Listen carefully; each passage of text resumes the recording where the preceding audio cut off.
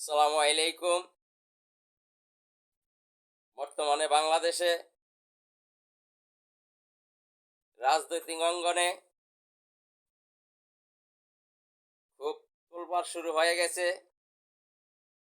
দেশের সার্বিক পরিস্থিতি নিয়ে, দেশে আদৌ নির্বাচন হবে কি হবে না, এই সংশয়ে আছে দেশের জনগণ।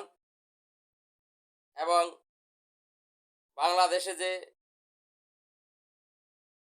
জুলাই বিপ্লব হয়েছিল, সেই জুলাই বিপ্লবের পরে বাংলাদেশ থেকে যে ফ্যাসিস্ট পালিয়েছে, তারা যে সমস্ত অপকর্ম বাংলাদেশের ক্ষমতায় থাকাকালীন করেছিল, সেই অপরাধের বিচারের জন্য আন্তর্জাতিক বিচার ট্রাইব্যুনাল গঠন করা হয়েছে। সেই আন্তর্জাতিক বিচার ট্রাইব্যুনালের চিফ প্রসিকিউটর জনাব তাজুল ইসলাম, তিনি একজন বিজ্ঞ আইনজীবী এবং তিনি একজন ক্লিন লোক। তিনি জাতির এই ক্লান্তি লগ্নে যুগোপযোগী একটি সিদ্ধান্ত নিয়েছেন। যারা বাংলাদেশে মানবতা বিরোধী অপরাধ করেছে, যারা গুম, খুন, হত্যা, আয়নাঘরের সাথে জড়িত, চাঁদাবাজির সাথে জড়িত, মানি লন্ডারিংয়ের সাথে জড়িত, তাদেরকে বিচারের মুখোমুখি করার জন্য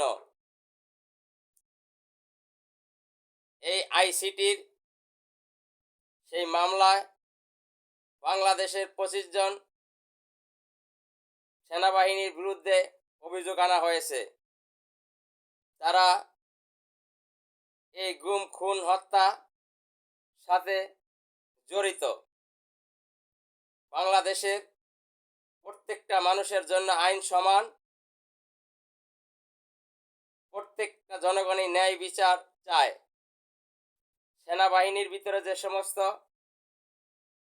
দলীয় কোন্দল, তাদের ভিতরে যে সমস্ত নিয়ম শৃঙ্খলা ভঙ্গ করা হয়, তার জন্য সেনাবাহিনীর আইনে বিচার হয় মার্শাল লতে। সেনাবাহিনী যদি কোনো সিভিলিয়ানদের সাথে অন্যায় করে থাকেন, সেটা বাংলাদেশের প্রচলিত আইনে সিভিল কোর্টে বিচার হবে, এটাই নিয়ম।